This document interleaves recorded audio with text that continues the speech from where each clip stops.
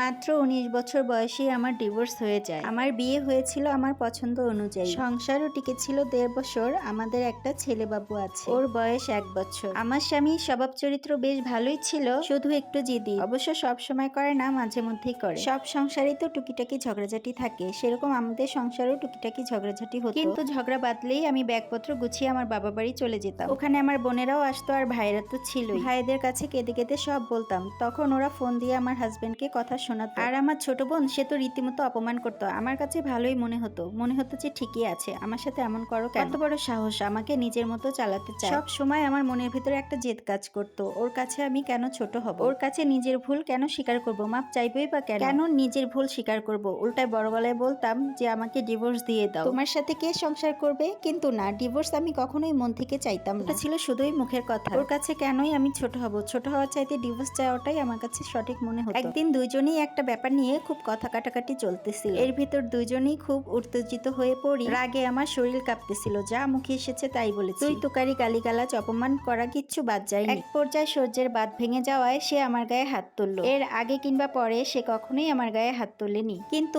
ওই একটা থাপ্পড় সেটাই যথেষ্ট ছিল। যেই কথা সেই কাজ, আমি বাপের বাড়ি চলে গেলাম। আর হ্যাঁ, বরাবরের মতো নিজের দোষটা না বলে সবকিছু ওর দোষটাই বললাম। সব কথা শোনার পর আমার পরিবার বলল, এমন ছেলের সাথে সংসার করার দরকার নেই, তুমি মামলা ঠুকে দাও। আমিও সবার পরামর্শ অনুযায়ী আমার হাজবেন্ডের নামে নারী নির্যাতনের মামলা ঠুকে দিলাম। তার কিছুদিন পরে পুলিশ তাকে ধরে নিয়ে গেল। আমার হাজবেন্ডের বাসা থেকে মুরব্বীরা এসে বারবার হাত জোর করতে লাগলো আমি যেন তাদের ছেলের নামের মামলাটা তুলে নিই এবং আমি যেন তাদের বাসায় চলে যাই। তবে ভেতরে ভেতরে আমিও চিন্তা করতাম, আমার স্বামী কি আসলেও জালে? ও কি কোনোদিনও নিজ থেকে আমার গায়ে হাত তুলেছে? আমি যদি ওকে এত কথা না শোনাতাম, তাহলে কি ও কখনো আমার গায়ে এত হাত তুলতো? তবে এসব কথা পরিবারের সাথে শেয়ার করলে মা বাবা ভাই বোন বলতো, কেন তুই ফিরে যাবি, তুই গেলে অপমানিত হবি এবং তোকে অসহায় ভাববে। একবার তোর গায়ে হাত তুলেছে মানে বারবার একই কাজ করবে, যে নিজ থেকে ফিরে যাওয়ার কোনো প্রশ্নই আসে না। কিন্তু মাঝে মাঝে আমার মন চিৎকার দিয়ে বলল, আমার স্বামী তো এরকম না, ও যেদিন আমার গায়ে হাত তুলেছিল সেদিন হাঁটু জোর করে আমার কাছে মাফও চেয়েছিল। এসব ভেবে আমি ওর নামের মামলাটা তুলে নিলাম। তবে ওর কাছে আমি আর ফেরত গেলাম না। কিছুদিন পর দুই পরিবারের সালিশ বিচার হওয়ার পরে সব দোষ আমি ওর নামেই দিলাম, আর ও সব দোষ নিজের মাথা পেতেই নিল। তারপর ওর সাথে আবার আমি সংসার শুরু করলাম। বেশ কয়েক মাস ভালো ছিল।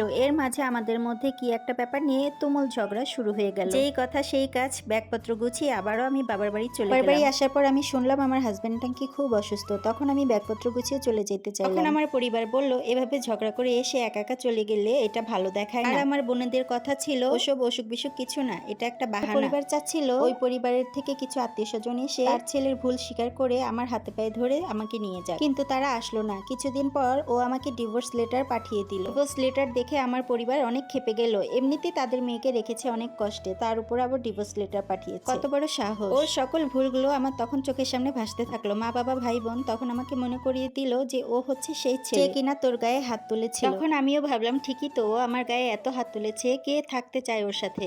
এবার আমি ওকে ঠিকই ডিভোর্স দিয়ে দেব। কোর্টে গিয়ে ওকে হেনস্থা করার চেষ্টা করলাম। আমার মাসিক খরচ বাড়িয়ে একটা আকাশ ছোঁয়া অঙ্ক দাবি করলাম। আমি চাচ্ছিলাম ওর যেন দেয়ালে পিঠ থেকে যায়, সে যেন নিজে থেকে এসে আবার আমার সাথে সংসার করতে চায়। আসলে ডিভোর্স হোক এটা আমি কখনোই চাইনি, কিন্তু জিদ আমাকে খেয়ে নিচ্ছিল। আগ বাড়িয়ে ওকে ডিভোর্স তুলে নেওয়ার কথাটা আমার বলতে ইচ্ছে করছিল না। ওর কাছে ছোট হওয়াটা আমি কখনোই মানতে পারিনি। কিন্তু আশ্চর্য ব্যাপার, ও আমার আকাশ ছোঁয়া সকল দাবি মেনে নিল। আমাদের ছেলেকে আমিই পেয়ে গেলাম, ভরণ পোষণ, মাসিক খরচপাতি, ওর সম্পত্তি সবকিছু আমিই পেয়ে গেলাম। আর বিনিময়ে ও শুধু পেল ডিভোর্স। আমাদের ডিভোর্স হয়েছে এই 3 বছর হলো। ও নাকি আবারও বিয়ে করেছে, সুখেই আছি শুনলাম। আসলে ওর মতো ঝামেলাবিহীন মানুষকে নিয়ে মেয়েটা সুখেই থাকবে। এখনো আমার নিজের কথা মনে করে আমার অনেক আফসোস হয়। আমি আমার স্বামীকে শারীরিকভাবে কখনো আঘাত করিনি ঠিকই, কিন্তু মানসিকভাবে ওনাকে অনেকটা ভেঙে দিয়েছি। সব সময় তাকে কটু কথা বলতাম আর মানসিকভাবে তাকে সব সময় আঘাত করতেই থাকতাম। এখন আমার বড়ই আফসোস হয়, আমার যত ভাই বোন ছিল তারা সবাই সুন্দর করে সংসার করতেছে, তাদের সবার নিজের সংসার আছে। এগুলো দেখে এখন আমার বড়ই আফসোস লাগে। আজ 3টা বছর ধরে আমি আমার বাবার বাড়িটা এখন আমার কাছে দোজকের মতো লাগে। আসলে তখন যদি আমি আমার স্বামীর ভুলটা মেনে নিতাম, একটু মাথা নত করতাম, তাহলে হয়তো বা আজকে আমার সংসারটা টিকে যেত। এই সম্পূর্ণ স্টোরিটা একটা আপুর লাইফ থেকে নেওয়া। তবে আমি আমার হাজবেন্ডকে বলতে চাই, তুমি আমার কাছে বেস্ট, তুমি যতই ভুল করো।